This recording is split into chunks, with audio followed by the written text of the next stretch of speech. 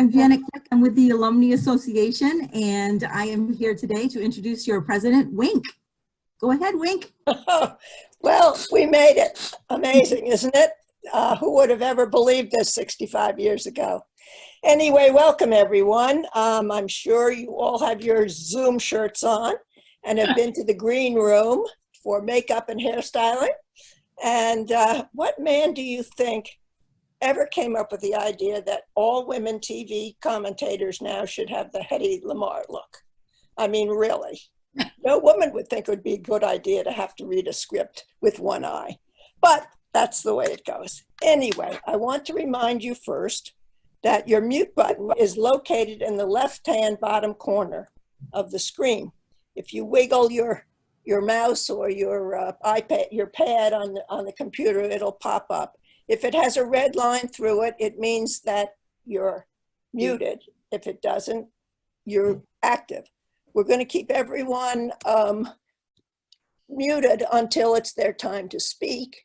But I want to remind you, you have to unmute it before you can speak. But we'll be calling on all of you.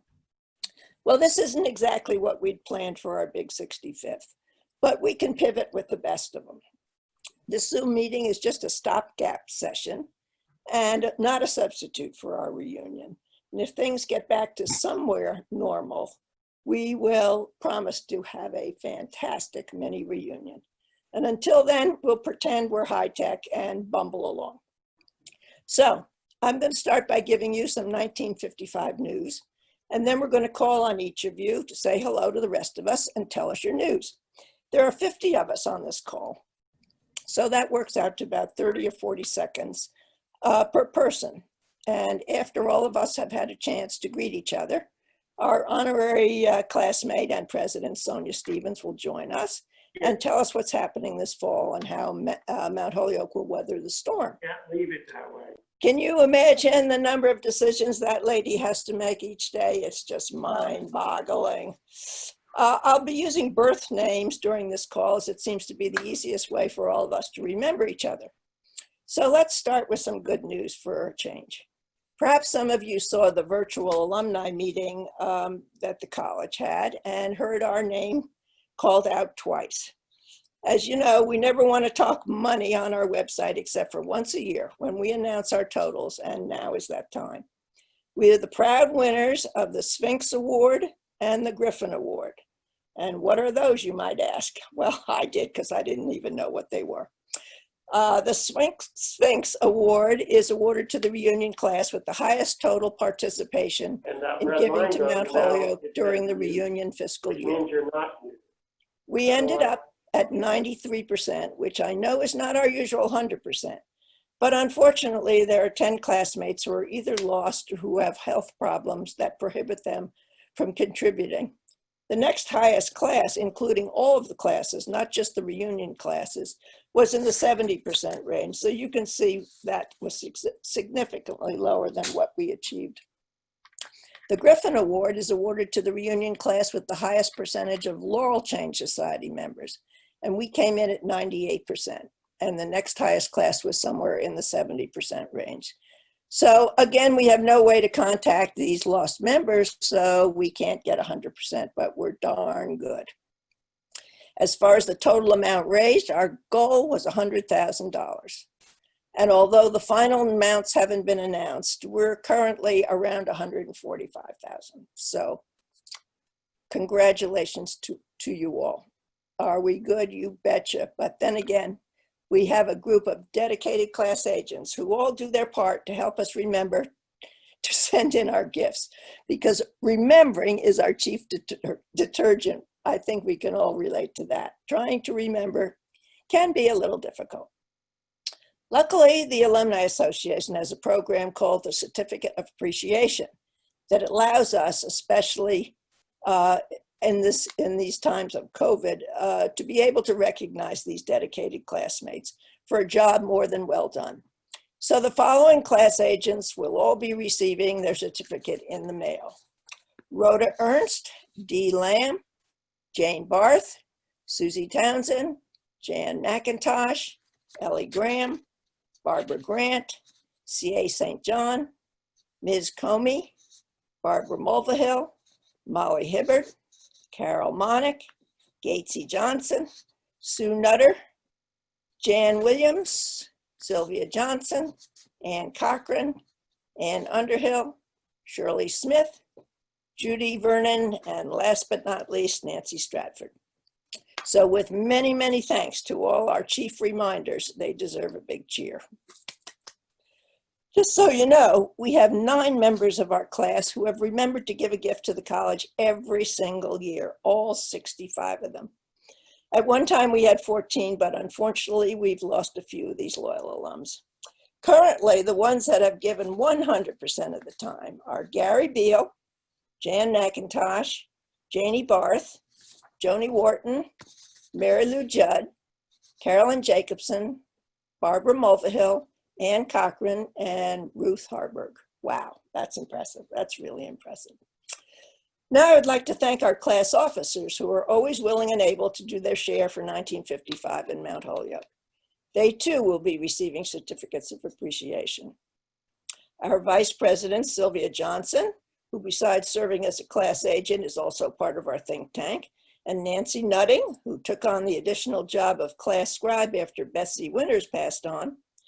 Nancy has done an outstanding job of collecting all of our news and making sure she gets items from so many different classmates. She's always thinking and always willing to help, so thank you both. Janie Barth has kept us in the money for ages now, and she's a double winner. For as a class agent, she also makes sure you remember to give. So thank you, Janie. Our 2 members at large have been large in running our class. MC Bachman, who got this Zoom meeting going, and Joan Willenbrock, Willie, who runs our telephone birthday program for those who do not have an email address. Willie gathered another telephone committee to call all our classmates without emails about our 65th reunion. Remember that? She also offered to get out our latest mailing, stuffed and stamped, etc., which was such a great gift. And there's nothing like having an old roommate to come to have one's back. So thank you, Willie. Not to be forgotten are our 2 co-chairs of our 65th reunion. Just because it didn't happen didn't mean they didn't spend a lot of time planning the event. So hats off to Dee Lamb and Ellie Graham, who had absolutely everything under control except a novel virus. Since they are both also class agents, they will receive 2 certificates, as will Janie and Sylvia. I would be remiss if I didn't mention my co-website coordinator, Gay Chafee. She was such a big part of what makes 55 such an outstanding class. She devoted hours to our class and to Mount Holyoke, and Gay, we really miss you. Now, and I'm serious about this, if anyone is interested in serving as a class officer, please let me know. We are very inclusive and would welcome any and all help. If anyone wants to be president, just say the word. I can easily teach you just what needs to be done. This is a real invitation, not just words. So now it's your turn, everyone. We will call on you one by one so that this doesn't turn into a complete meltdown. And we are anxious to hear where you are, what you're doing, how you're coping with COVID, and any other news of you or other classmates you have seen or heard from. It's not exactly the same as a big hug and some great conversation, but we can make this work. After all, we're Mount Holyoke women. So don't forget to unmute yourself when I call your name, and then mute yourself back on when your time is over. All right, let's see how we do. And we're going to start off with, let's see, I have a list of here somewhere of people that are supposed to be on this call. Okay, here we go. The first one is Susie Townsend. Susie here?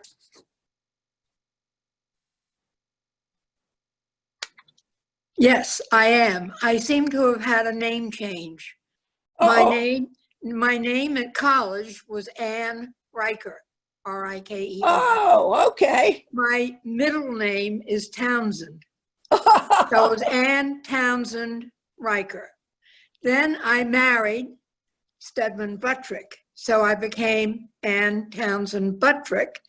Of course, some of you may remember that we had a classmate whose name was Ann Buttrick, who was my husband's cousin. So it's all very confusing, but Susie is a nickname.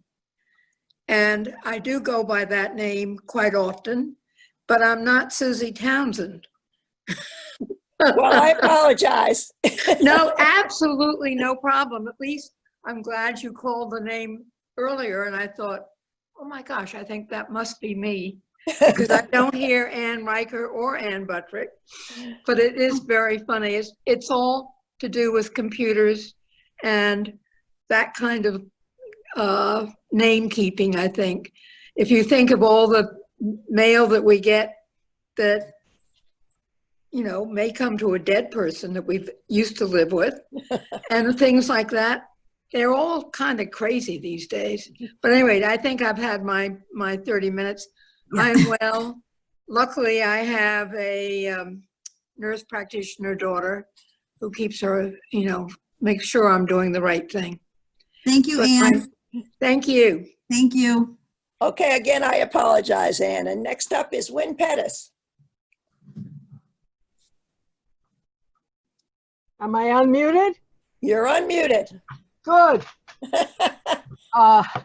I should be able to do that because I'm on Zoom almost every day, either to go to church or some church event, or because before COVID started, I was trained on the Tai Chi Fit Flow by people from California.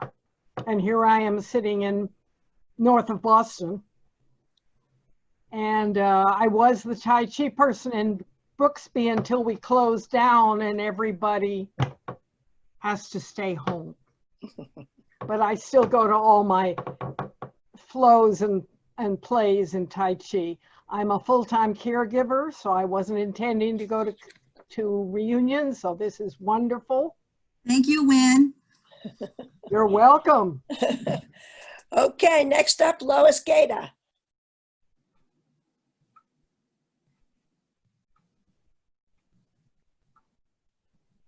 No Lois Gata.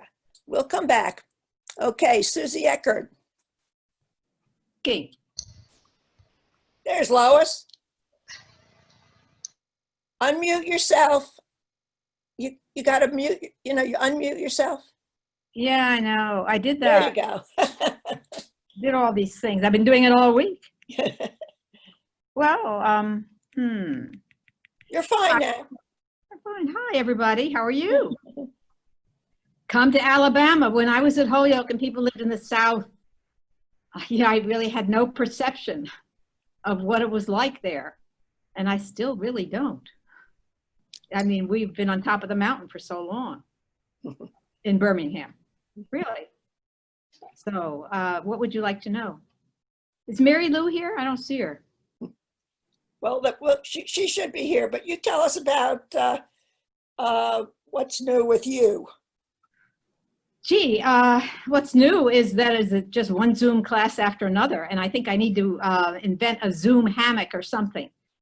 I'm tired of the posture, leaning forward and looking into the computer. It's getting to be a bit much. Thank you, Lois. Thank you. All right, maybe Susie Eckert is here. Is she? Susie Eckert is here. There she is. Hi.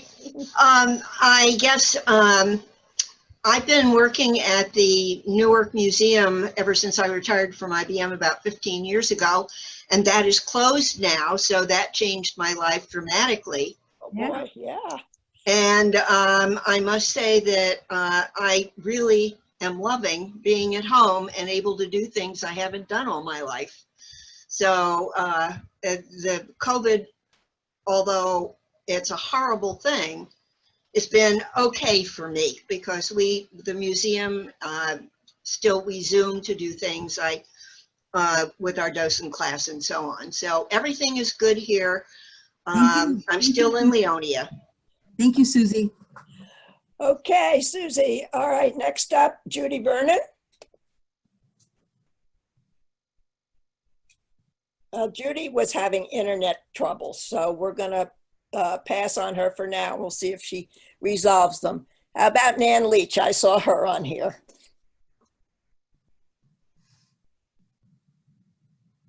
Where are you, Nan? And don't forget to do your mute button.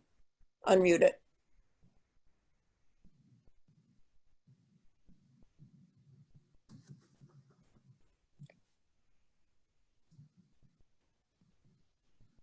Well, she was here before. She must have stepped out. All right, Molly Hibbert, are you here? I'm right here, Wink. Thank you very much, Wink, to you and Janet for arranging this whole thing. It's just great. And I'm glad to see so many people, and many of whom I don't recognize, but thank goodness you're using your maiden name. I'm living in Chicago, and I am doing very well in this coronavirus. My husband and I have been here at home for about 4.5 months. And I think the most difficult thing is that I am somewhat handicapped in walking, and so I have to be really paying attention that I need to get up and walk, which is hard to do. But I try to walk as much as I can.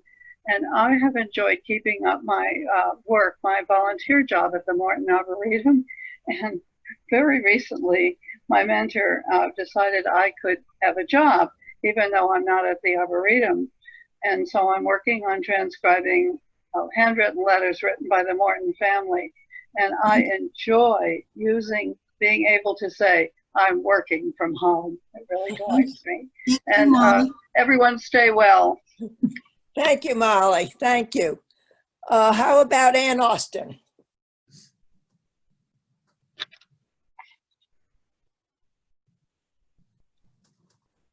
Are you with us, Ann? All right. There Okay. she is. I'm here now.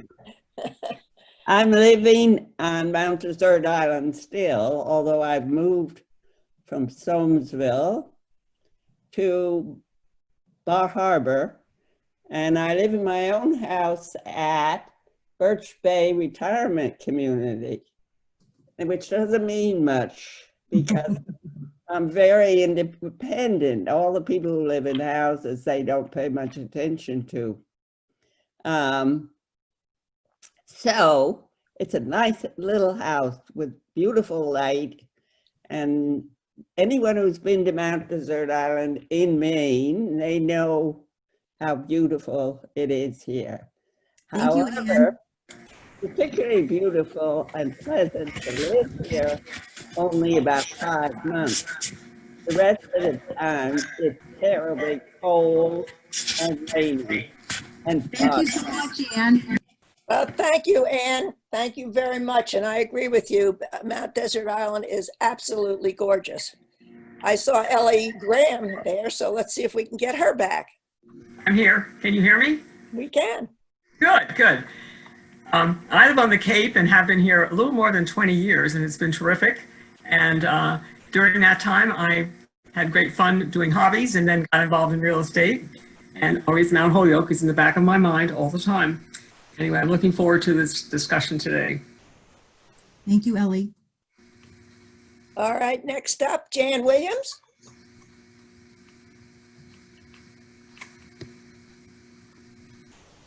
Are you here, Jan? Well, we'll come back to Jan. No, here I Oh, am. there she is. There she is. I hit the wrong thing.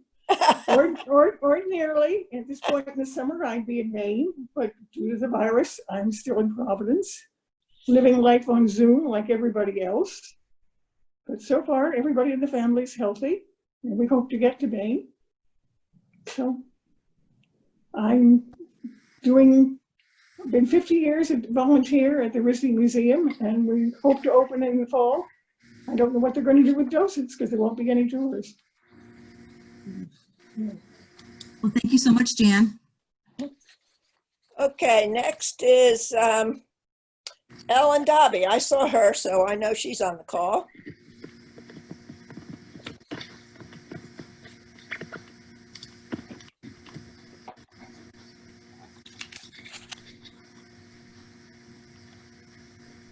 Don't forget to unmute yourself, Ellen.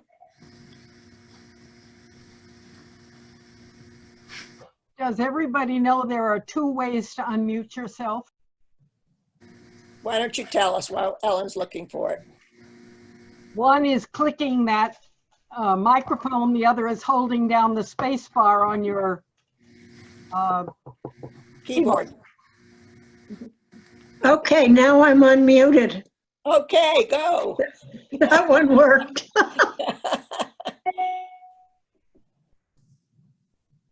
Oh, we lost you again, Ellen.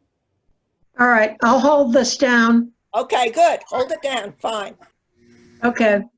So Bob and I are living in Bonita Springs, Florida, and we're in an apartment for seniors, which is attached to a building for people who have gotten knee things and stuff. So that's, we don't have to go to if we get sick enough to go to a hospital, we don't have to do more than walk down the hall. So that's worked out very nicely. We're in here with 144 people, so it's very nice.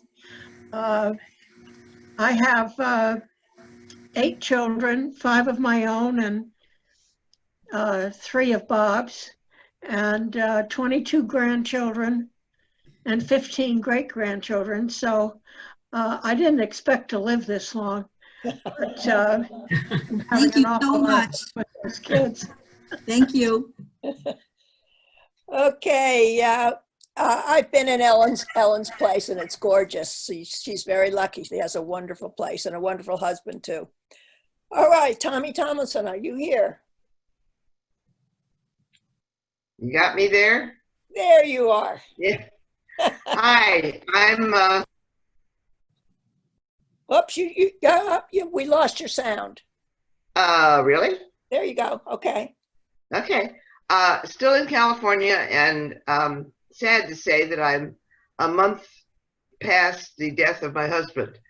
So I'm deeply involved in all the things of clearing up his estate, and also at the same time having the house up for sale with long-range plans to return to the East Coast in Massachusetts with my daughter, probably in about a year. We'll see if that all works out. We'll wait and see. COVID-19 has made lots of stuff very difficult. So that's all. I know we've all dealt with the issues of not being able to get to the DMV or not being able to get to the grocery store or whatever. It's been a tough time, but it's good to see you all. And I think this is a fabulous idea. We're having a memorial service for Bob the end of this month. So I'm glad to see that it really will work out. Thanks a lot. Thank you, Anne. Thank you, Tommy. Thank you. Okay, MC, this was your idea. Where are you?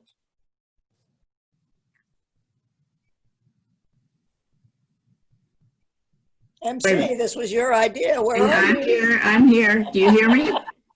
I'm unmuted, right? You're fine now. Yes. Yeah. Okay. Good. Well, I'm in. Now Yes, you're fine. You're fine. I'm in West Palm Beach, Florida. It's hot, and we're the COVID capital of the world right now. So very proud of that. Wonderful leadership here.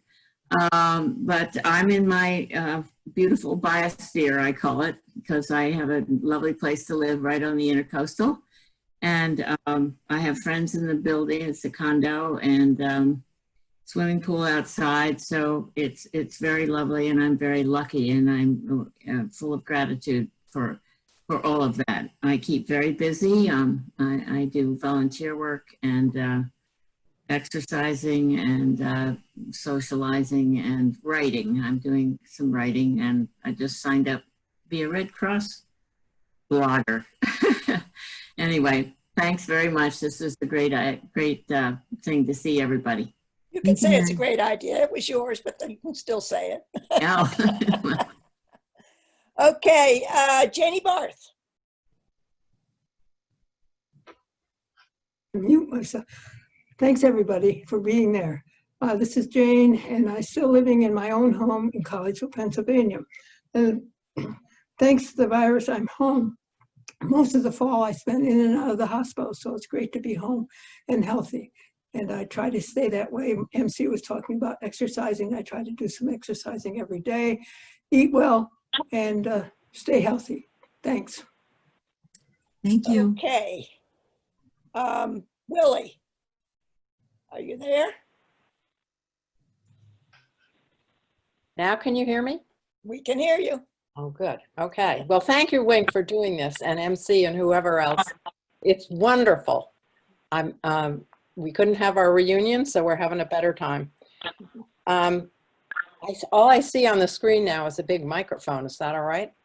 We see you, so it's fine. Oh, okay. Okay. So Larry and I are still bopping along here. We're in Massachusetts now for the summer, and then we go to Florida in the winter. Best of both worlds, I tell everybody, and it really is. And we have 2 kids and 4 grandchildren. Two of the grandchildren are out of college, and 2 are still in college, so that's expensive, as you all know. And all is well. So we've survived the COVID virus so far. It's kind of boring being stuck at home. I have to say, I've lost all my volunteer work because of it. But this too shall pass. So perhaps we will have another reunion at some future date. Anyway. Thank you so much. Okay. Okay, Sylvia Johnson. Can I just make a comment real quick? Sure. If you're on the phone and you aren't able to be on the video, can you please mute your phones? Thank you. Okay, Sylvia Johnson. Yes, I'm here. Okay. Can you see me? Oh, yes, there we Now go. we can. Yes, well, I've been in Connecticut since 1961, and we're very fortunate to have a very lovely place to live by the golf course with lots of animals and very little traffic. Staying at home, really, I've quite enjoyed it because I haven't had to run around. I've had Instacart to get my groceries, and now I'm back to playing some golf. So it's been very, very nice. My husband and I are puddling along doing jigsaw puzzles and crosswords and reading lots of books and even seen a few movies. So it's been great. We've been fortunate that we have been healthy, have not had any COVID. Unfortunately, my husband's brother did die from COVID. However, he was quite ill anyway, so it was tough. And so all's well. Great seeing everybody and hearing all your news. Thank you so much. Okay, next up we have somebody that you all know, Nancy Nutting. Hi, can you see me? I can't see me. Yes, we can see you. Okay, I would be very remiss not to say what a pleasure it is working with Wink. She's an inspiration for all of us, really. I'm also very impressed by all the things that my classmates are doing. You are amazing. I'm living right now in a CCRC in Stamford, which is just about a few miles from my house in Greenwich, and feel very safe and happy here. I'm surrounded by a lot of very interesting and exciting people that some I've known for years and years, and some are very new friends. It's a good life here. Thank you, Nancy. Yes, I've been to Nancy's place and it's beautiful too. So I second everything that she said. Nancy Stratford maybe is on. I am not sure. I'm hoping she is, but I'm not sure. Okay, we'll try and come back to Nancy. Fleur Varney.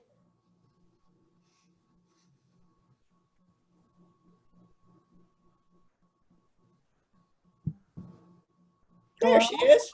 Okay, you better say something. Hi, Fleur. Well, hi. My husband and I, he's sitting next to me.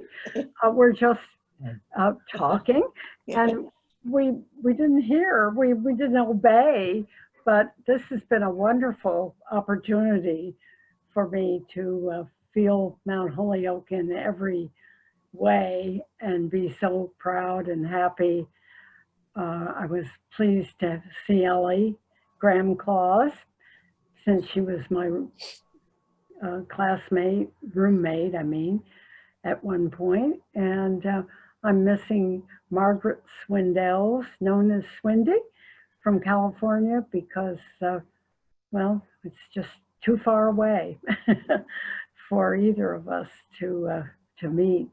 But this has been a nice afternoon, and I thank you for what you've done to get us all together, Class of 55, hooray. Thank you. We'll second that, class of 55, hooray. How about Barbara Suckman? Did you make it on, Barbara?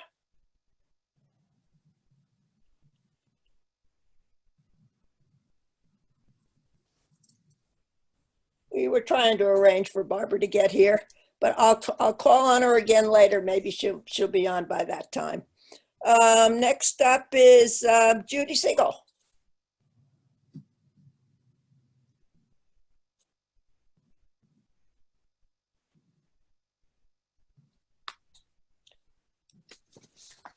No, Judy Siegel. All right, we'll come back to Judy Siegel. Joan Haskell. This is There's Judy Barbara. Siegel. Okay, we'll do Judy Siegel first. Up, you gotta unmute. Okay, There you go. no, wait a minute. I pushed the, whatchamacallit, the space thing, and it keeps saying temporarily unmuted, but I don't see my mute thing here. It's on the bottom left, but you're doing No. fine. Just hold the space bar down and talk. Okay, That's can you fine. still hear me? Okay, I am here in my kitchen in Jupiter, Florida, where we are now spending practically all of our time. We really don't do very much due to the COVID because there's no place to go, and I usually say I can be located in Publix, which is a large supermarket here in Florida. We have our two sons and our two daughters-in-law who are really two of my closest friends, and 4 grandchildren, 2 of whom are married, and a third one who's in the middle of a divorce, and the last one who needs a girlfriend. Thank you. Thank you. I Thank do you, want to Judy. say I am hoping to see Harvey and Barbara Grant. Is she coming today? Well, we hope so. They're both on the list, so we'll pick them up in a good. little while. Well, that For is now, wonderful. Anyway, this has been the best Zoom I've been to. So I really appreciate it and liked it. And I don't do much. I do exercise and I read Italian books, as you know. And the other thing is I've just become a political junkie and listen Thank you so much, Judy. and read the Washington Post without stopping and wonder where this world is going. And I as think- we all do, as we as all do. we do. Okay. Talk to you later. All right, thank you, Judy. How about Joan Haskell? Hi, There she is. I'm in a CCRC, as someone else there was from Stanford. I'm in Exeter, New Hampshire, and have lived here for 2.5 years. And I would say that I have made some incredibly marvelous friends here, and we are extremely well cared for. We were only let off our campus the beginning of this last week, so we haven't gone too far. It's a great place to be. I love New Hampshire, and it's nice to see everybody. Thanks for the opportunity. Thanks, Joan. Yep.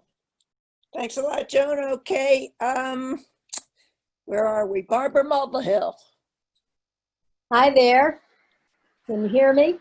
We certainly can. Okay. I am now in our summer place in Connecticut. We finally got here for a few weeks. Ordinarily, we are in our CCRC in Cleveland, where I look out one window and there's the Cleveland Art Museum, and I look out the other window and there's Severance Hall, the home of the Cleveland Orchestra. And of course, they've all been closed. The Art Museum just reopened, and the orchestra is hoping to have some kind of a program this fall. So life has been good for us. We've been very healthy and well taken care of. And thank you very, very much for all that you have done for the class. Thank you, Barbara. Well, thank you, Barbara. Mary Lou Judd.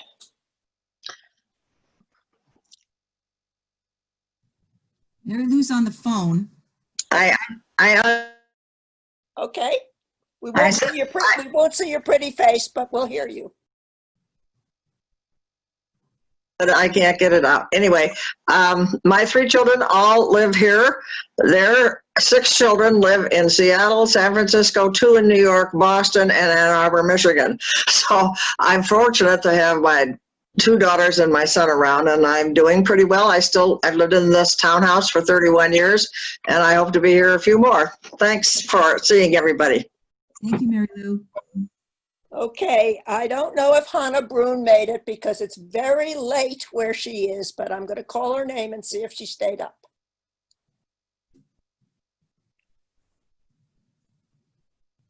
Well, I guess not, but we'll try her once more at the end. Sue Nutter.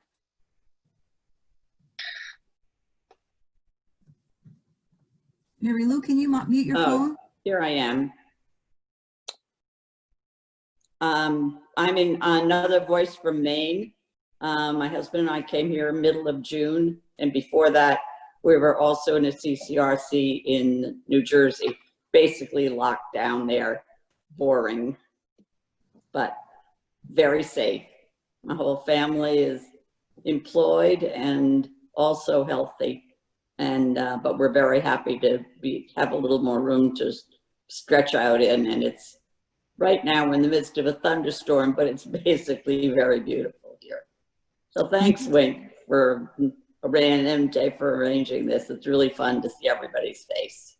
Thank you, Susan. Thanks, Sue. Okay, how about Ms. Comey?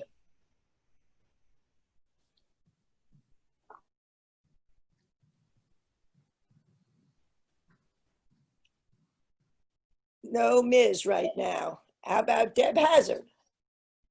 That would be Deb Nash. That would, oh, that's right.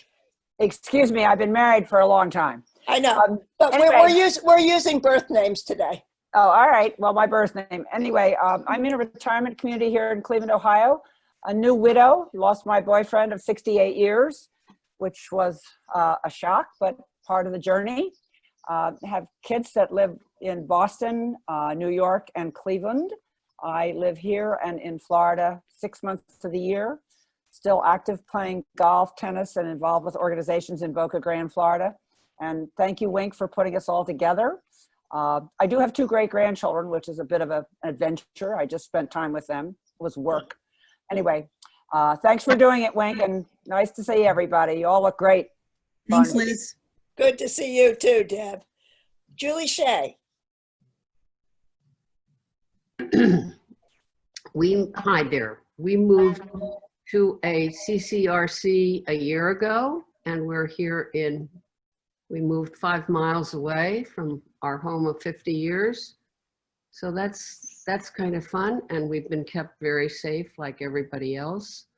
I still am involved at my church, and I'm also involved with handing out college scholarships for 2 organizations, which is really wonderful. I just can't tell you how much I enjoy getting to know about these young people who are working so hard to get an education. So take care, all of you. It's lovely to see you. Thank you, Julie.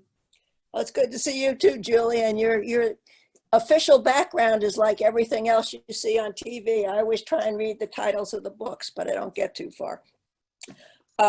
Let's see, Dee Lamb.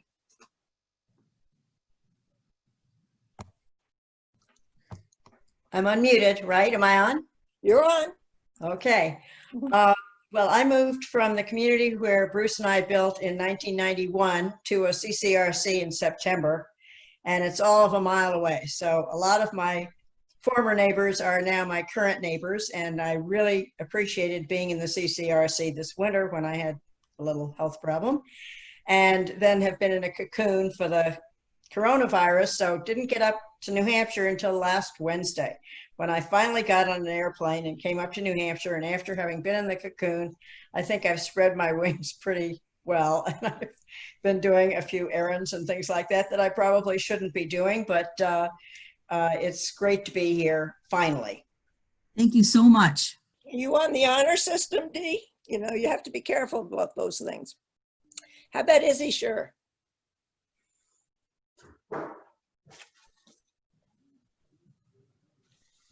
No, Izzy? How about Patty O'Keefe?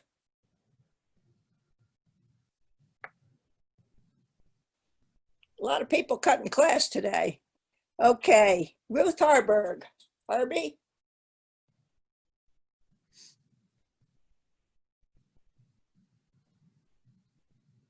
All right. Gay DeLong.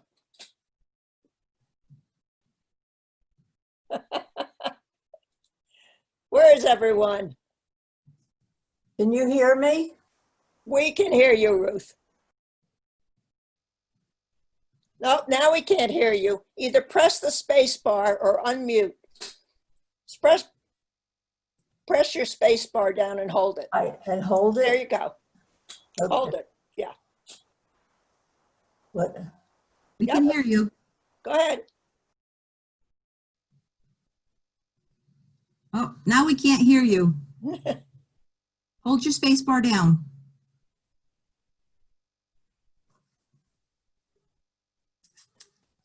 There we go. Now talk.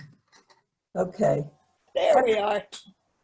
I have the fun and distinction of being a third-generation Holyoke mother. My daughter graduated from Holyoke, and now I have a granddaughter who's there. She's from Ireland.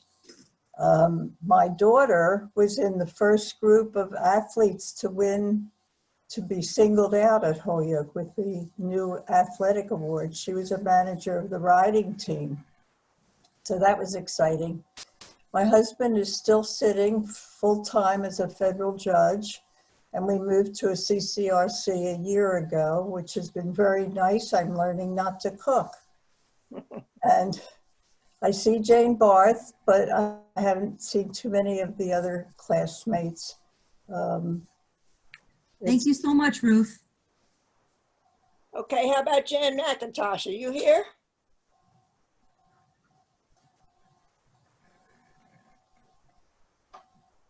What's wrong with this lower end of the list here? Gatesy, come on up, Gatesy. I'm here. There she is. Hello, everybody. It's Gatesy, and whenever anyone calls me Gatesy, I know it's a Holyoke friend because now I'm Barb or Barbie or Barbara.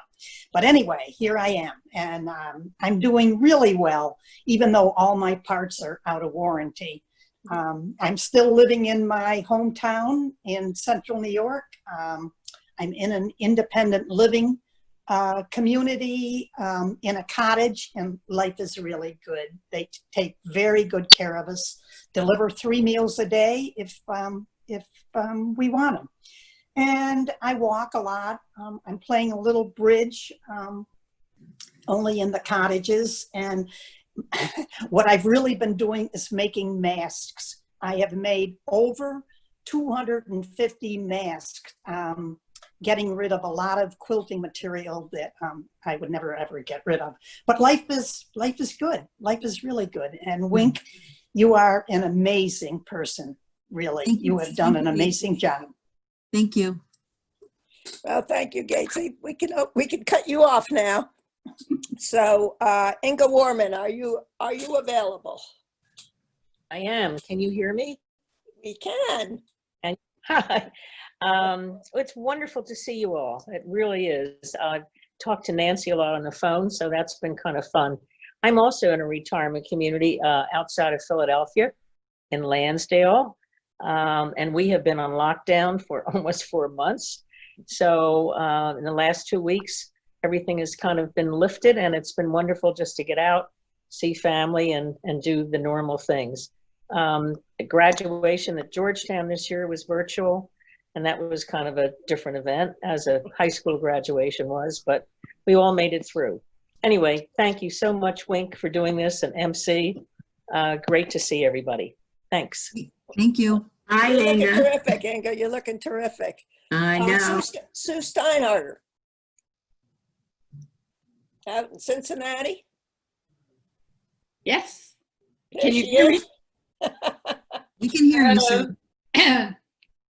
I'm still in Cincinnati. I came to Mount Holyoke from Cincinnati, and Those of you who were with me in Porter in 1951 might remember many thinking I was from Indian Territory. Bill and I were married 59 plus years when he passed away in September of 2014. But I'm still in the house where we live together. I'm still very active in the city and in the arts in the city, all the arts organizations in the city, and having lots of Zoom meetings. In fact, 2 this week, 3 next week, and so it's all a new world to me, but to all of us. Thank you, Sue.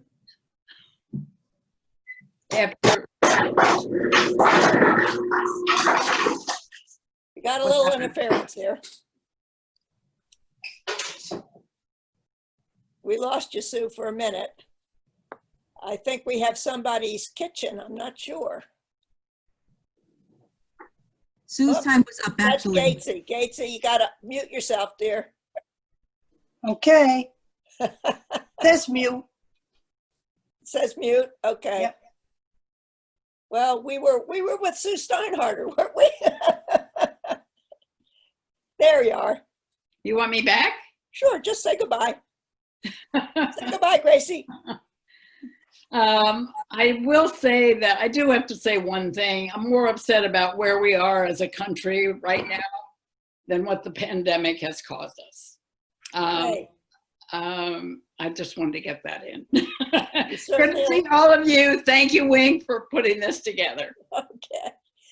Amen All right, to Ann that. Cochran. I don't know. We have Ann Cochran here. No Ann Cochran. Okay. Wheezy Bush. Wheezy Kogler. Which is which? Are you with us, Wheezy? No. All right. We keep getting Okay, Gates's I'm kitchen. on. I don't know why. Can you hear me? Yes, there you are. There I am. Well, everybody has been saying things I was thinking of saying too, but we live still in our house in upstate New York, Corning. This area is fairly rural, and so the virus numbers are lower, which is a relief. My husband is 90 now, and he has a few health problems, but he's out taking a little walk right now, so that's good.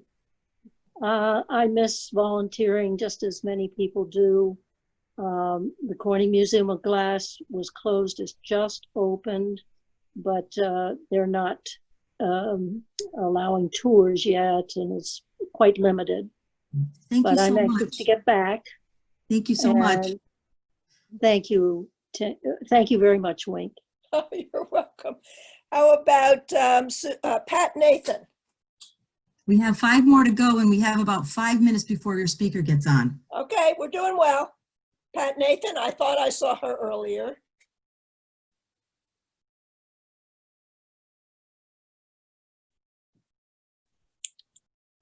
Well, how about Sue Stein?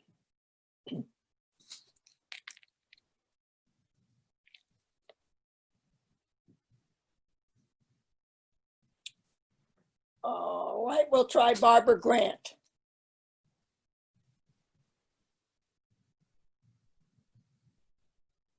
Okay, I'm finally There's Sue unmuted. Stein. Okay.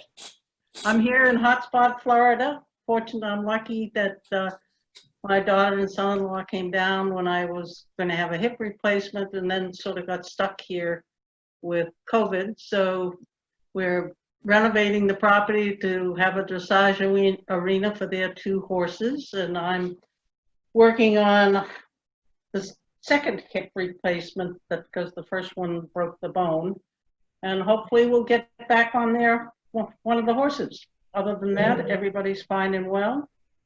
and certainly enjoy seeing everybody and listening to everybody, and couldn't thank Wink and everybody else so much for the opportunity to be with everybody. Thank you, Susan. Thanks, Susie. Okay. Mimi Malice.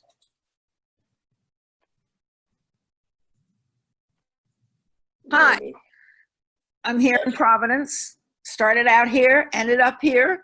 All is well. It's wonderful to see you all, and I'm so glad that we all have aged so beautifully, and we are still CoverGirl gals.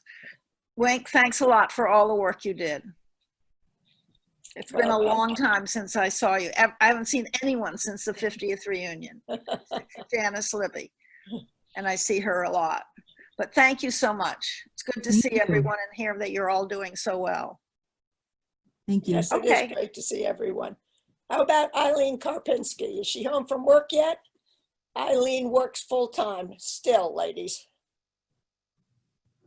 She was hoping to get home from work in time to get on the meeting. Let me try a few of the people that didn't answer the first time. Ada Ball? No. Barbara Suckman? No. Izzy Sure. Oops, okay, someone said hello. Who was that? Say hello again. Tish, why isn't this not working? I put Here the we mute- go. There you are, Ada. Can you hear me? Yes. Okay.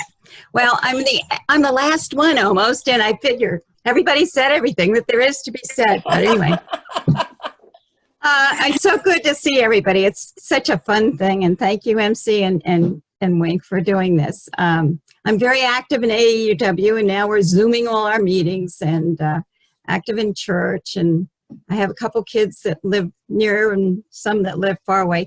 And I have 7 great-grandchildren, and I thought it was so unique, but I guess not. Everybody else has. Who had 15? I'm amazed. Anyway, I said enough. Oh, and I read a lot of books. You know That's that, right. right? That's right. Okay.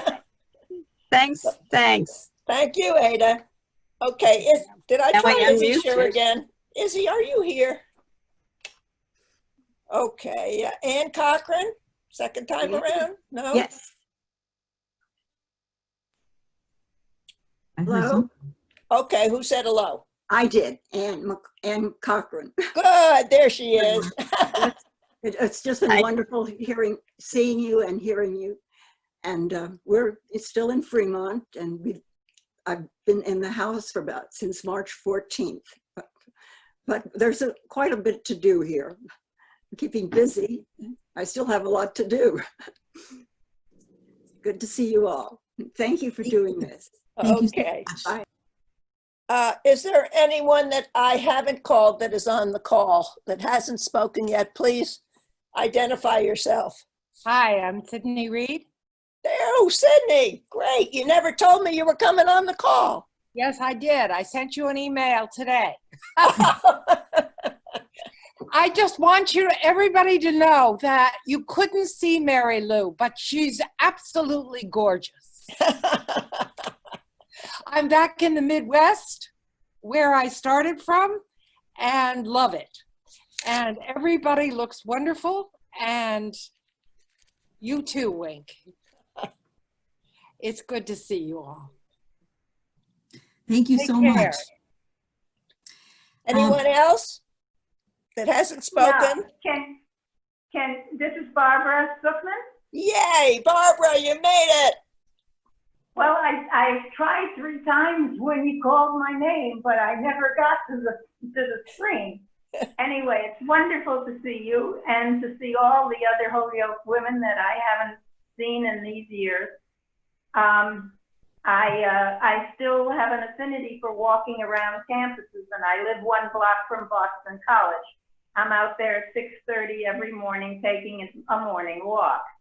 And I've gotten more interested as the time goes on in politics. And have been very active in the senior center here in Newton. I don't know if you can hear me or not. We can hear you fine. You're loud and clear. Okay.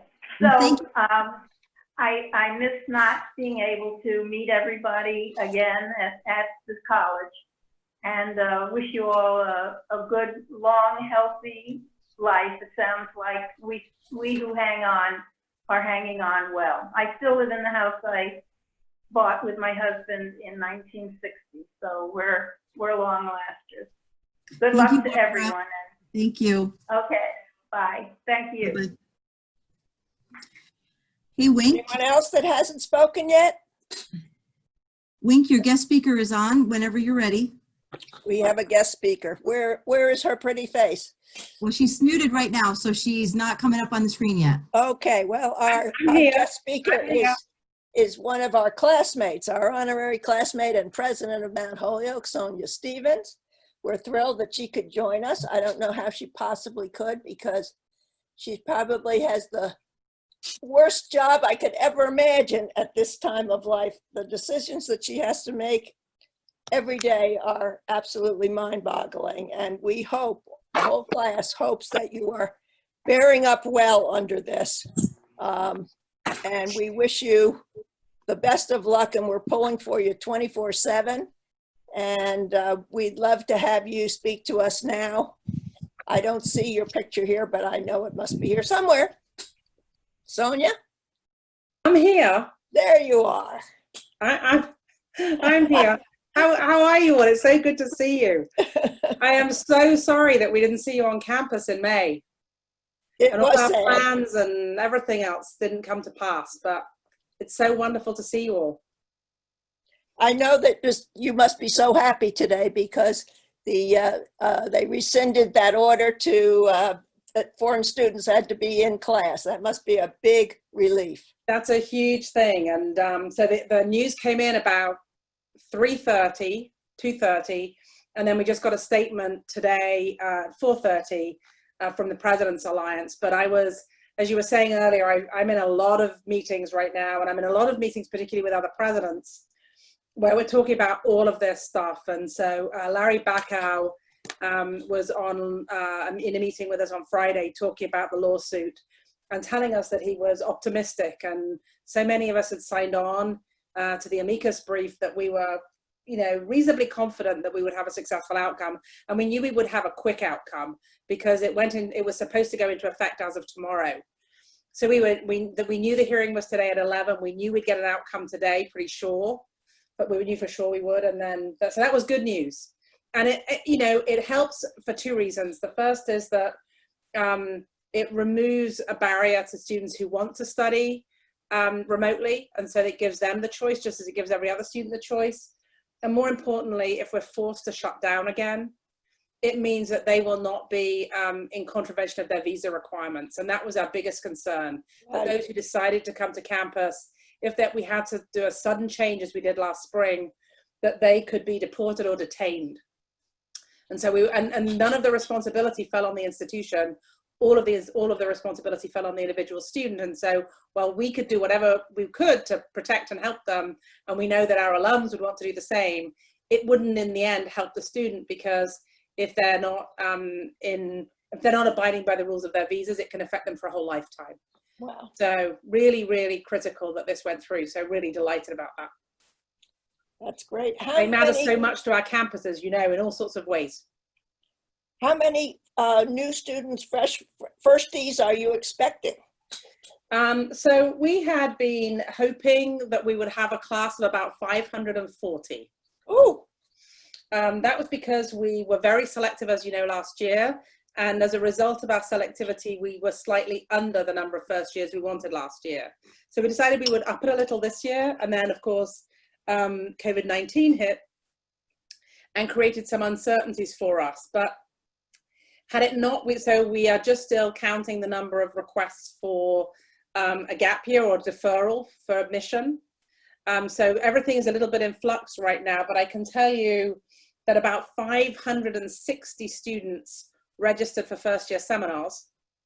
Wow, that's great. And we are still processing some applications for either a deferral to the spring or a deferral for a full academic year.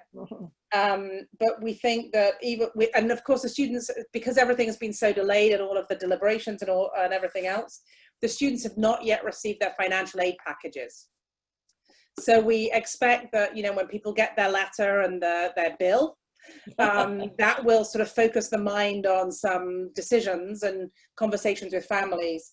So there may be some shifts at the end of the week and over the weekend, but right now the class is holding pretty firm. We have, I think, of the 560 that have enrolled, some of them we know have applied for deferral to spring and some for a full year. But we know that we have, at this point, about, even with all of the applications to defer, between 525 and 540 in the first year class, which is our normal size, which is honestly remarkable in this moment. Yes. And it will be a big spring class. Right now we have already 50 students in the spring. Wow. So that, just to give you some sense of those who've deferred to the spring. So it's looking good for the class of 2024, considering everything that's happened.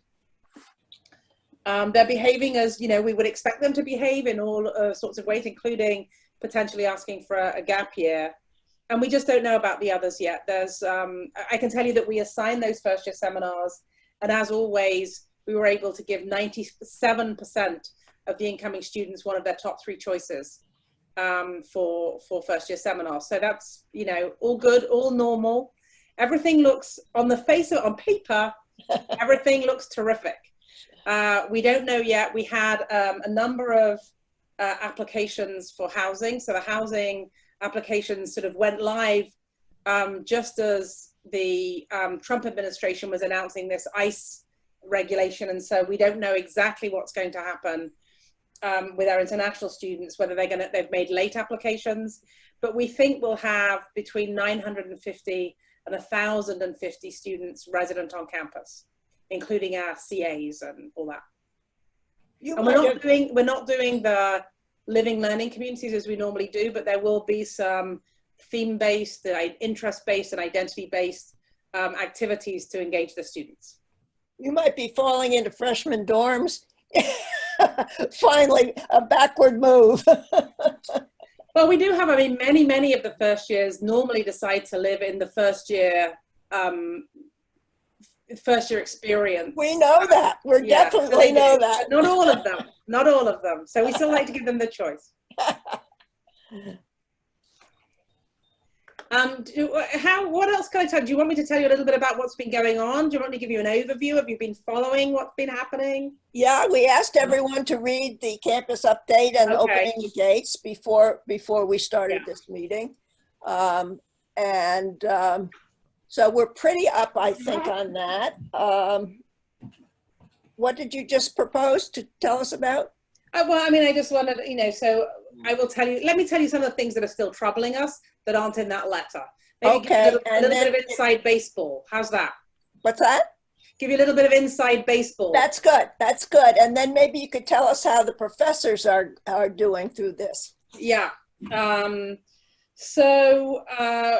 course, one of the biggest challenges for us right now is what's going to happen with the Massachusetts quarantine law or recommendation, not a law. But what we're a little bit worried about, and I was on a call with the Department of Public Health and Commissioner Santiago last week about, can you hear the bells? Yes. Just a little bit of campus brought to you on the hour, even though they're still 5 minutes fast. Never mind. So we were on a call. In theory, Massachusetts is asking everyone who comes from out of the northeastern states, New York, New Jersey, Connecticut, Rhode Island, New Hampshire, Vermont, and Maine, to quarantine for 14 days upon arrival in the state. That would normally mean that we would have to bring the students back early. We don't think that's the best idea either, given that we're already bringing them back early. We're not going to be ready. And so we are going to do a kind of, they're all going to have single rooms, unless they specifically request not to be in a single room and they want to live with a friend that they already know. Most students are going to have a single room, and we're going to ask them to quarantine in their room until they've had at least 2 tests done. So they'll have a test. They can't even pick up their room key until they have a COVID-19 test. So as they literally drive through the parking lot to pick up their key, they're going to be tested. And then they will be tested again in 2 or 3 days. And we will not let them sort of socialize really until those 2 test results are back.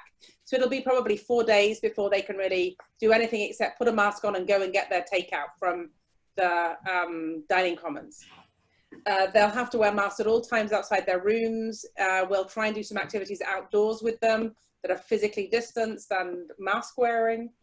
But we're worried about them being very isolated. So we're going to kind of keep activities to a minimum other than online for the first few days. And then the first week of classes will also be remote, even if they're on campus, to make sure that everybody has gone through almost the full 2 weeks of quarantine. So that's a big sort of challenge for us. We just signed the contract for the testing, and we're working with UMass on a project to have, you know, tracing throughout the 5 colleges and to be mutually supportive if there's an outbreak on any one of the 5 campuses, but otherwise to serve our own campus. So lots of public health protocols, lots of testing. The faculty and staff who are very high contact with students, some of them will have tests twice weekly. Those faculty who are on campus but maintaining distance will only be tested weekly. So this is a huge cost to us. You know what the cost of testing is? I can tell you that CVS reached out to one of our campuses and offered to provide it at the rate of $200 a test. Whoa. And the Broad Institute, we're doing with the Broad Institute this fall over 32,000 tests. So if you just imagine how many tests we'll have to administer, who will have to track the results, how we'll have to manage the students, it's a huge undertaking to keep everybody safe. But you asked about the faculty. The faculty and staff are generally, those staff who are back at work are generally happy with the public health measures in place. The faculty are confident, I think, in the plan. The faculty have we're very keen to have the choice about whether or not they return to campus to teach in person. And so they will decide based on their own risk and family situation, as well as on the pedagogical interest of their course, whether or not they teach in person or online. But we've changed everything. If you haven't seen the plan for the semester, which means two very intensive courses in 2 7.5-week blocks this semester. So 4 courses in all, but 2 at a time. The students are meeting with the faculty more than twice as often to make sure that they are really engaged with them. So the faculty are anxious, like everybody. The faculty are anxious about our financial situation. They're anxious about the pandemic. They're a little anxious about their safety, but I do believe that they think that the plan in place is the best we could possibly have.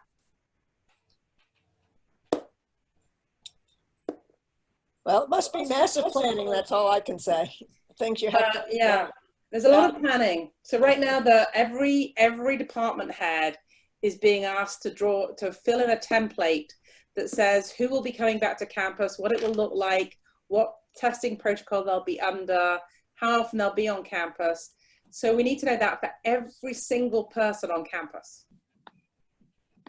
So it gives you some sense of the detail that's involved here. And I'm just so grateful that there are about 150 people involved in doing this work.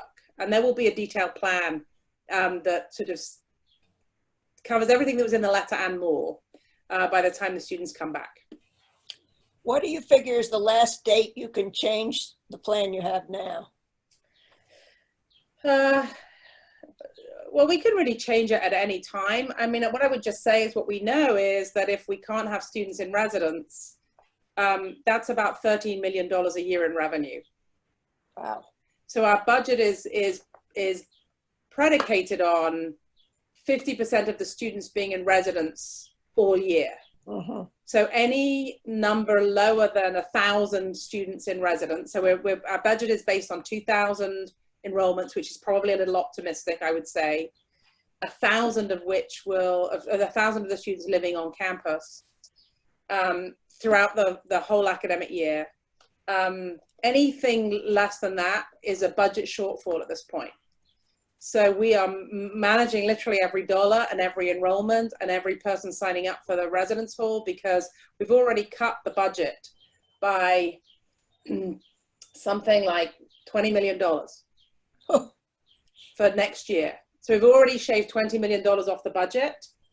And so we may have to shave off another 20 million if everything is remote. And so we're in the process now of working out how we would do that. And what is the tuition these days? You're going to ask me what the number is. I can't remember exactly what the number is now, but it's about $70,000. It was going to be about $70,000 this year. As you know, we made a decision to keep the tuition, or to give everybody a credit. I think you asked this question. Is everybody getting the 4,000 credit? Yes, they are. It impacts students differently. And so one of the things we've been very conscious of is that how do we serve the highest need students best, right? How do we make sure that the affordability is really focused on those who get the most financial aid? Because otherwise, you can imagine if you do a straight credit and you credit everybody, then those who pay full price get more refund. And so we've been really focused on ensuring that we reduce the minimum cost of attendance. So what the family's minimum contribution is has been halved. So we're taking off that $4,500 or whatever it is. We are halving the minimum family contribution. And we are replacing, for any students who are remote, what they would be packaged in terms of work study with grant. And so we're trying to do more in terms of grant aid to the students to help those who are highest need. Very complicated. Financial aid is particularly complicated. And let me just say, and this really is sort of what you probably don't need to know this, but because we wanted everybody to be have a chance to be on campus, and all of our financial aid and billing systems are based on a full year. They're not based on a single semester. And so if you imagine that most students will only be on campus for one semester, every financial aid package has to be looked at and adjusted manually, so that we assure that the half-year bills are accurate given these one-time reductions. So it's really complicated. It's a lot of extra back office work in every decision that we take. Do you have foreign students living on campus right now? Yeah, we have about 90 students. Some of them are international students and some of them are domestic students for whom this is their permanent address. So yeah, we have about 90 students on campus, and we're taking good care of them. They're still getting takeout dining. And there are still shuttles to the local supermarkets and all that, but there are more staff on campus now. You know, have any of them gotten sick? Have any of them gotten sick? No, we haven't had a case of COVID-19 among our students on campus at all. In fact, we've had very few. We've had one or two suspected cases of COVID-19, and I can tell you one of the things I did today was I had a call with the chief medical officer and the chief executive officer of Cooley Dickinson Hospital in Northampton and the other 5 college presidents to talk about capacity and surge capacity if there's either a new wave or a second wave, a return. And they told me that they haven't got a single COVID patient in the hospital. Oh, wow. At this time. And the most they've ever had has been 20. So, well, since it started right here in Westchester, we're used to much bigger numbers, but thank heavens we have flattened the curve. But it was very scary there in the beginning down here. Yeah. What else would you like to know about? You asked about the faculty. I think I saw one of the questions was around what is FIT, flexible immersive teaching. Right. And I was going to send you, Wink, and you could post it on the 1955 homepage if you wanted to, the Homestead. There's an article that was written by Liz Markovitz and Amber Douglas that was printed in the New England Board of Higher Education magazine, talking about practical, flexible new models for liberal arts colleges. So I can send you that if you like, but basically flexible immersive teaching is really enables faculty to think about how they would normally deliver their course, deliver it in innovative ways online and in person, putting together things that they care about. And so this article sort of talks about that. It's short, it's maybe a couple of pages, but I can send it to you if you would like to post it for everyone rather than Well, me thinking about yeah, it. we can put a link to it, yes. Okay, I'll do that. I'll send you the link. Okay. Let's see, what else did we ask you? Trying to think. You asked me if any faculty had resigned. Have they? No. Well, that's a simple yes, no. No, I think the faculty is very committed. They're very committed to the students. They care deeply about their educational experience. When we heard the news about new ICE regulations, the faculty were already thinking about how they could offer more in-person teaching to the students because they care about the diversity of the student body. So that's all in hand as far as we know. And then I think the faculty are because they've got the choice too. Faculty have been very involved in the academic planning. I think there were like 40 people on the academic planning group, and all of the faculty planning and budget committee is on the financial review group. So they've been absolutely instrumental in all the planning. They've heard everything that I've heard in terms of, you know, what we might do, how could we do it, what would this mean? And they've been really thoughtful in thinking about how to explain to their peers what the financial situation of the college is. So Professor of Economics, Steve Schmeiser, just prepared a sort of mini tutorial, a 12-minute video for his faculty colleagues on how the endowment works. Oh, right. And so they're being creative in getting the word out to their colleagues about each piece of the deliberations that we're engaged in. I just thought of two questions and then went right out of my head. What was I going to ask you? Oh, the lab courses. Oh, yeah. Chemistry, for instance. So they're just will go to their labs per usual? I think it depends, really. So different faculty are doing different things. I know that the science faculty have been meeting regularly and talking about innovative ways to do labs. So some of them are doing the labs this summer and recording them. Oh. So they have them. Others are going to have a camera in the lab and are going to be doing it with any in-person students so that those who are online can participate at the same time. So there are different, and we've had some rehearsals. So faculty have been able to go into the classrooms with the new distancing, try it out. So John Weston was saying that, you know, he tried it out the other day, and talking in class for an hour and a half meant that the mask gets very wet. So having extra masks to change as you're teaching, so that you so that they stay safe. And so that you're comfortable speaking through them is going to be a challenge too. So, you know, it's just practice and having people sort of in the room and seeing what it's like. Janet Glick was texting me, but I couldn't read it, so I don't know what she was saying. What did you have to say, Janet? I was just wondering if maybe Sonia could just talk a little bit about Dorothy Mosby, our new interim dean of faculty. Very excited about Dorothy's agreeing to step up. So John decided earlier in the summer, as you probably saw, that he'd sort of reached a moment when he felt that he wanted to return to his scholarship. There were things going on in the world and his areas of interest. He has a complex family situation right now. And he just decided that he needed to attend to those things. And so he and I talked, and he will step down at the end of July. And Dorothy Mosby is already in transition mode. And Dorothy has been associate dean for all 4 years. Dorothy came in the transition between me and John, and we had been interviewing her all year to bring her into the dean's office with a focus on faculty development and diversifying the faculty. And in fact, she's been incredibly successful in that role. 30% of the faculty they've brought in new hires have been faculty of color over the time she's been in the dean's office. So we're excited about Dorothy stepping up.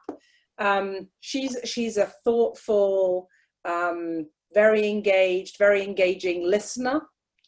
And I think she will bring just what we need at this moment with faculty anxieties, and she has the right mix of sort of institutional interests and advocacy to really serve the institution and the faculty at this time. And the faculty are very happy about it. Good. So that's all good. And John is excited to return to his scholarship. He's going on leave for a year. It's not clear yet whether he will be at a distance. There was some question that he might travel to be closer to his family, or whether they will bring the family closer to him at this time. But that's one of the reasons that was motivating his decision. Uh-huh. I know what I wanted to ask you. I wanted to ask you about your boys. How are they doing and where are they? So for those of you who don't know, I have two sons. One is going to be a junior, I guess, in London, and the other is going to be a sophomore at Williams College.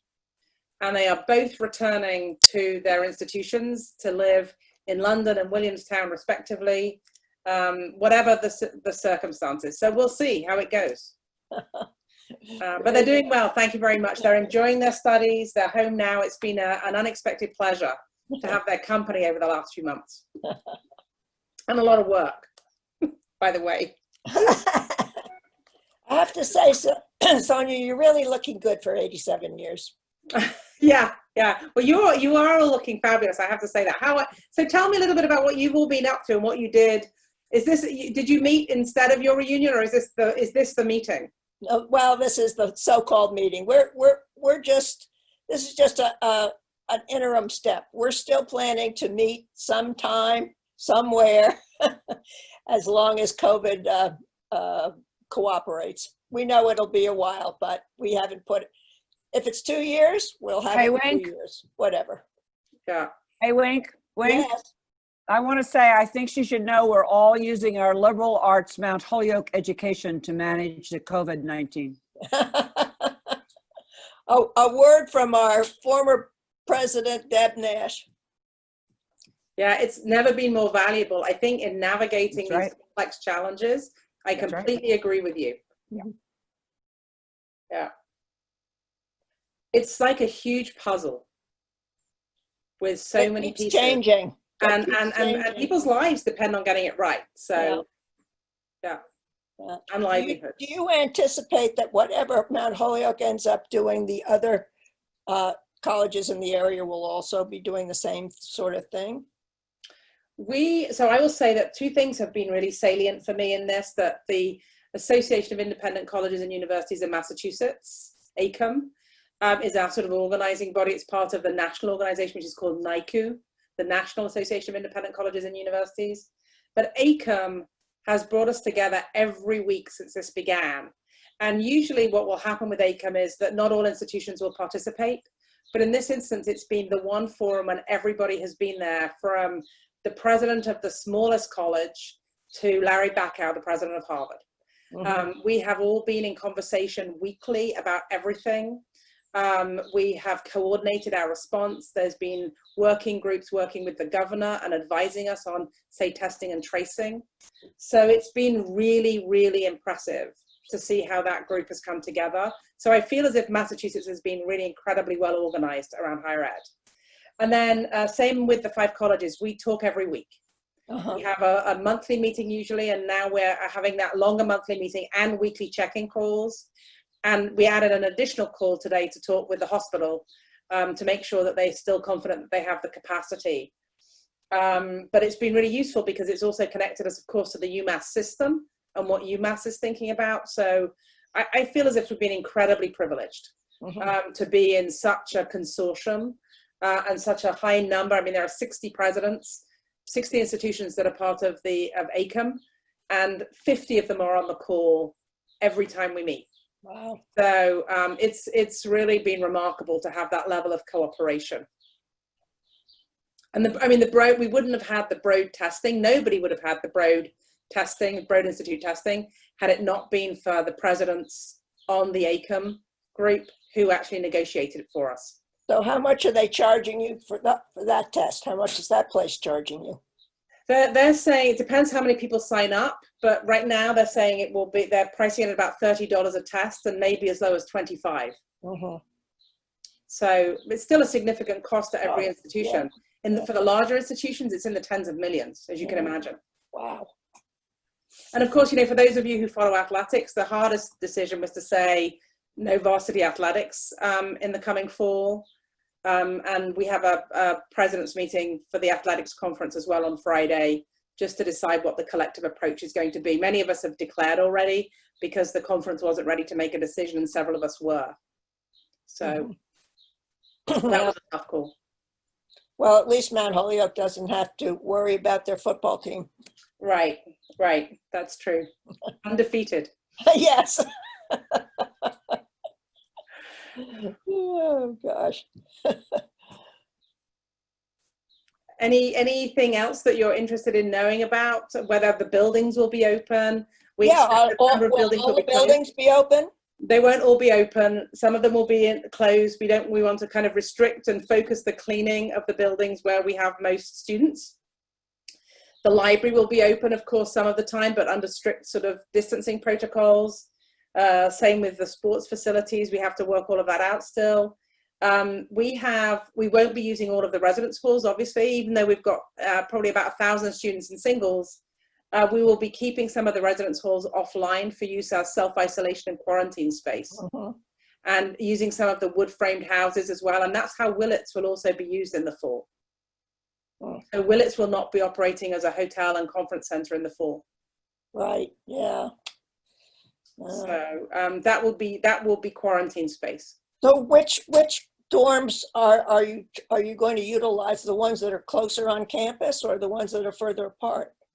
So for quarantine and self-isolation, we'll use the ones that are further from campus. So Dickinson, for example, I think will be quarantine space, along with some of the wood-framed houses and Willits.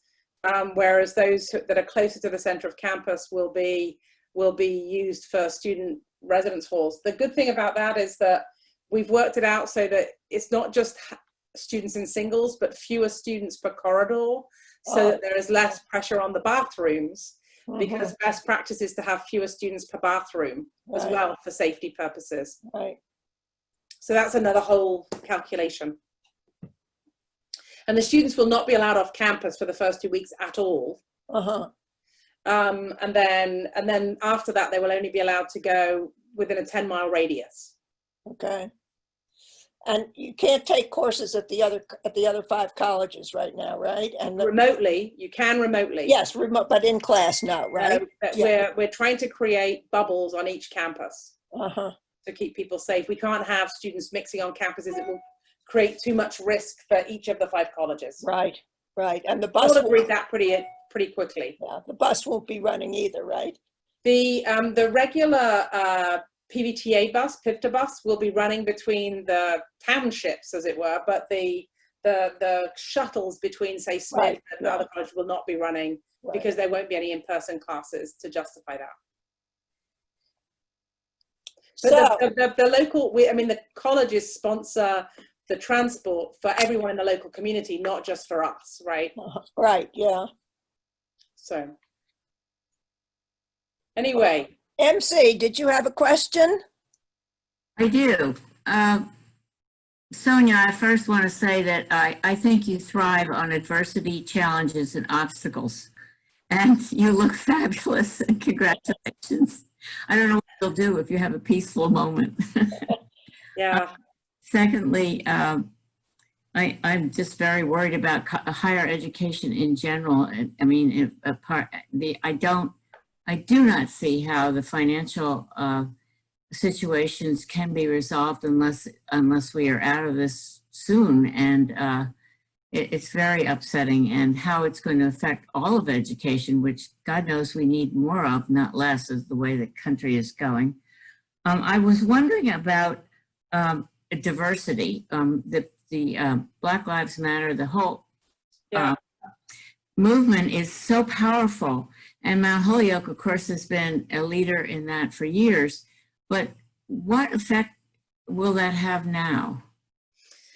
Yeah, so we have been, as you know, the diversity, equity, and inclusion has been a main priority of this plan. It's always been important to the college, as you say. Historically, I think that what we knew when we started this current strategic plan was that there were many grassroots activities happening, but they weren't getting institutional traction, so they weren't able to change what we know we need to change systemically.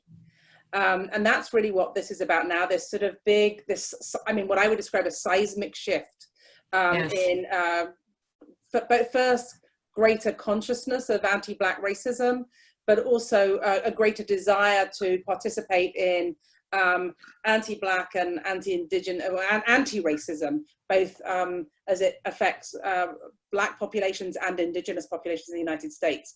All people of color, but particularly those two populations are the focus of these movements. So you probably know that nearly every campus has its demands, and there are various activities going on social media under the title Dear Predominantly White Institution, Dear Black Mount Holyoke, or Black at MHC. We have tried to gather all of it's actually what I would say is it's as always, it's a moment of reconciliation, hearing the students tell of their experiences at Mount Holyoke, and taking the time to both respect the work that they're doing, to share that information. That's emotional labor of the hardest kind for our students and alums who are doing that, and for our faculty and staff who are part of it. But also honoring that, for us to honor those stories and to hear them fully, and to think about what we can change to make the future better at Mount Holyoke is really where our work is right now. So there's going to be a coordinated effort. The leadership team is going to have 2 additional days of retreat. The board is going to do some work. We've promised the students we will respond to their demands just as other institutions have by the end of the summer. We hope to be able to respond with very concrete actions. We have already started some of the work that they're asking us to do, so that's the good news. There are other things that are going to be much more difficult for us to do, particularly in this financial climate, but we need to think about how we make the future better nevertheless. So one of the things that the students are asking for is forgiveness of loans. And I think that the question that we're asking ourselves is, what can Mount Holyoke do to reduce the loan burden on students in the future, even if it can't do anything about the past? And so there are lots of questions we have around financial aid. There are lots of questions around the diversity of the faculty and the staff. There are lots of questions around, are we recruiting enough Black and Indigenous students? How much effort are we making? And I know the Admissions and Financial Aid Office is doing a whole set of development and work on their own to interrogate their practices and to make plans, and that's what will happen. We'll have diversity action plans, we'll have efforts to really make those systemic changes. What will happen now? I think that the question will be, how will this happen? There's already a change, right? It's the way in which the students are engaging with institutions. Again, I was on a call with presidents about this just last week. And in the past, when students made demands, they might protest loudly, come up to your office, bang on the door, deliver those demands to you in person, and expect that you will sit down with them and discuss them and negotiate how you're going to prioritize them. Through talking with them, determine what it is that they're most interested in your doing, and how they would prioritize the demands and how you would prioritize your response. We are not in that situation anymore. The national context, the national climate is such that this is all being conducted on social media. So the students are not interested. We don't know who the students are. The students are not interested in meeting. I'm not talking about just Mount Holyoke's campus at this point. I'm talking about these demands in general across the landscape of higher education. They want institutions to respond publicly and to be held accountable publicly, rather than to be in private negotiation and discussion with an agreed upon set of outcomes. So we're in a whole new territory here as we think about diversity, equity, and inclusion, as we think about responding to student demands, as we think about what the broader landscape is, the political landscape, the social landscape, the pandemic has really brought to the fore, I think, the racial injustice that exists. And I think that we see that in the hospitalizations and deaths. And I think that that has fueled these challenges to systemic racism and injustice. So we have our work cut out. We're not going to let up on that. We're going to focus on it. It will be a priority next year. I know that the Alumni Association is making it a priority in the work that they'll be doing too. So important work. Sonia, thank you so much. I think we've run out of time. We really appreciate your being so nice to see you. Find time for us. But after all, we're your classmates. Absolutely, you are. And I miss you. I'm so happy to see you. I can't tell you how much it makes my heart sing to see you. I'm so thrilled. But I'm sure you have things you want to say to each other without me, so I'm going to jump off. No. You're part of us. No. I just wanted to thank everyone for joining the meeting. I want to know from all of you if you want us to do this more often, more frequently, but we need to know. We don't want to plan it if no one wants to be on it, but if you all want to do it, we want to do it. So please email me and we will try and see how the class feels.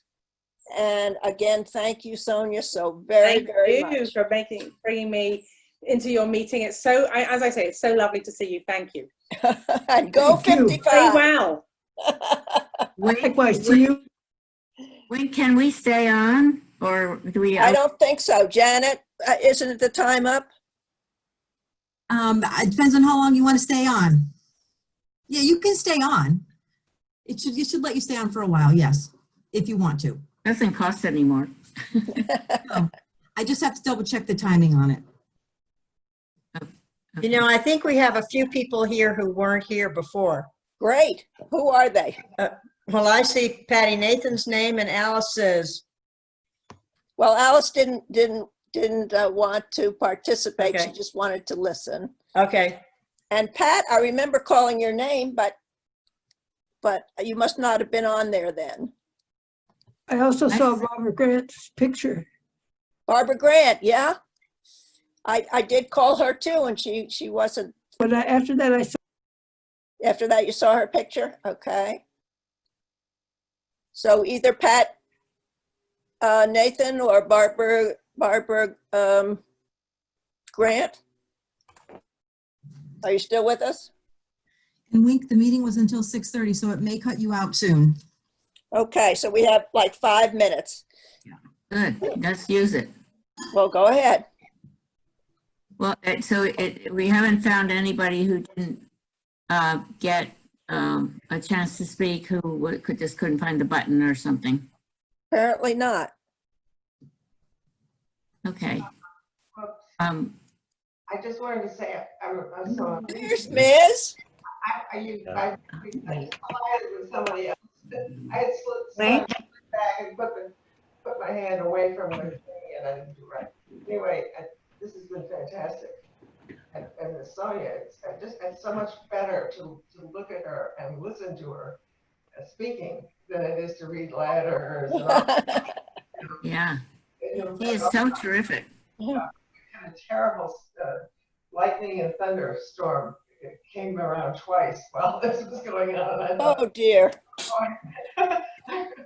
but it was so good to see everybody who was here, and I was just slow on the trigger because I was kind of a little bit toward the end, and I just was not paying attention. Wink? Yes. But Nan, you didn't speak. I forgot. I never had my time to talk. No, I called your name. When? Early on. I didn't hear it. Well, forget about it. Forget about it. Go ahead and You can talk speak, now. Yeah. Yeah, talk. Do you mind? No, come on, it's your turn. Go. Hurry up. Nan, go ahead. Can you hear me? Yep. Yeah. Okay. I was behind Janet's bushes. I was the first one I think I was in. I didn't hear your name, but I don't know. My hearing aid is funny anyway. And I just wanted to say that I'm here. Oh, good. We're very much here. And John was always here, but he's always around the corner. But we are still a team. Good. John You're a and great I. team. You're a great team. And it's this crazy time with everything. You know, thank heavens we're in the country around Unionville, and all that conservation stuff is lovely, because that means that many more people that aren't going to get the virus. But it was crazy. In the last 3 days, my cell was locked. And then when I was trying to get your nice things that you had to your stuff to read on this, my printer didn't work. And so Well, there's nothing like technical problems, and we all so have it's them. everything all every at once. single day. But you know, the most of all, we really are here, and we love all of this and all these people and seeing them over. And it was a great thing to do, Wink. I mean, it's a great thing to do, and thank you, dear. Okay. Well, it looks like it's 6:30, and I think we're going to have to end this session. But as I said, please email me and let me know. Is this a going procedure, or is it a once-a-year thing? Let us know so we know how to plan. And don't forget, if you want to be a class officer, we're ready to have you. So I hope to hear from some of you about that too. Okay? Wayne, do we have an email list? An email list is on the website. Great. Okay. It was wonderful. Yep. Thank you so much. Thank you. Yeah. Bye all.